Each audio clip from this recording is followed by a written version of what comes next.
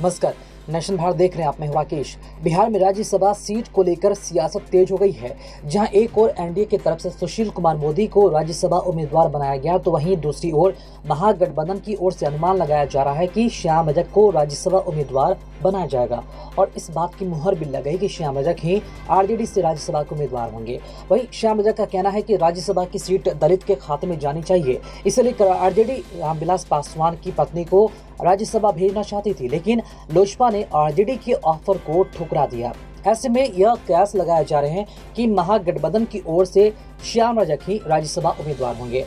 राज्यसभा उम्मीदवारी को लेकर श्याम रजक ने क्या कहा नेशन भारत से, आइए हम आपको सुनाते हैं।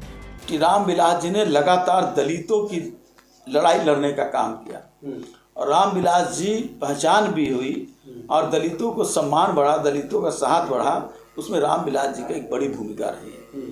और उस लड़ाई को ख़त्म करने के लिए एनडीए ने ऐसे व्यक्ति को उम्मीदवार बनाया है जो मनुवाद और जो नागपुरी राजनीति है, नागपुरी कल्चर है, उस कल्चर को बिहार में स्थापित करने के लिए ऐसे लोगों को ले गया है और दलितों को हाशिए पर ले जाने का साजिश की जा रही है।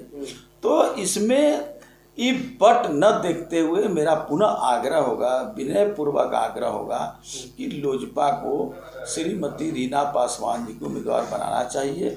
इसलिए कि रीना पासवान जी एक महिला ही नहीं है, बल्कि रामविलास जी के सहकर्मी के रूप में भी काम किए और दलितों की राय में बराबर साथ रहने का काम किया है। इसलिए रीना पासवान जी अगर उम्मीदवार बनती हैं तो राष्ट्रीय जनता दल महागठबंधन पूरे रूप से उनके साथ रहेगा और उनको राज्यसभा भेजने का पूरा प्रयास करने का काम। साथ किसके दिया जाए ये भी प्रश्न है। जब लॉ एंड ऑर्डर की आप मीटिंग करते हैं तो आपको सभी दल के लोगों को बुला करके क्या उनके साथ बैठक करना चाहिए, लेकिन आप कर रहे हैं और दूसरी तरफ चिड़ियाटाप पर घटना घट जाती है। आपको पुलिस तंत्र पर कोई मजबूती नहीं है। पुलिस तंत्र आपके हाथ से बाहर चला गया है, माननीय मुख्यमंत्री के हाथ से। मुख्यमंत्री जी गृह मंत्री बकौल हैं, लेकिन गृह विभाग कोई और चला रहा है पर्दे के पीछे से, जिसके कारण देख रहे हैं इसके पहले जो डीजीपी थे, जो जनता दल यू में सदस्य बने, किस तरह से कर रहे थे, गाना गा रहे थे। इस तरह से शासन चलता है, इस तरह से पुलिस प्रशासन चलता है क्या? और आज भी आपने एक बार बयान दिया था माननीय मुख्यमंत्री जी ने कि कहीं भी घटना घटेगी वहाँ के डीएम और एसपी नापे जाएंगे, वहाँ के थानेदार को बर्खास्त किया जाएगा। आपने अभी तक कितने लोगों को बर्खास्त किया, कितने लोगों को नापने का काम किया? चिड़ियाटाप में हुआ क्या हुआ?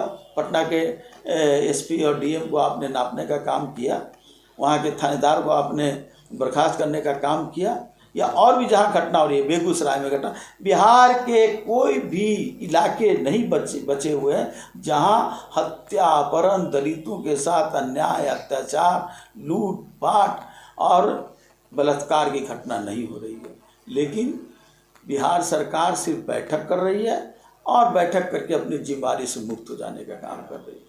एक आखिरी सवालों के साथ रहे, निश्चित हमारा गठबंधन है और हम किसान के सवाल पर पहले भी लड़ाई लड़ते रहे हैं। ये पूरा महागठबंधन जो हमारा है वो गठबंधन किसानों की लड़ाई के साथ है और लड़ाई जब तक मंजिल तक नहीं पहुंच जाए, उनका समाधान नहीं हो जाए, तब तक हम लड़ाई पर साथ रहेंगे।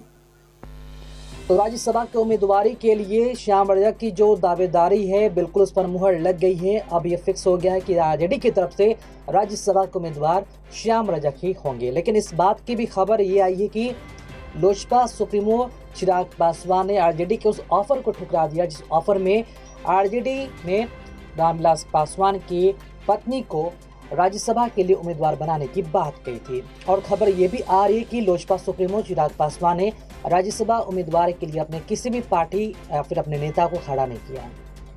नेशन भारत में खबरों का सिलसिला जारी है। खबरों में अपडेट बने रहने के लिए आप देखते रहे नेशन भारत। साथ ही हमारे वीडियोस को लाइक करें, शेयर करें और हमारे यूट्यूब चैनल नेशन भारत को सब्सक्राइब करना ना भूलें। नमस्कार।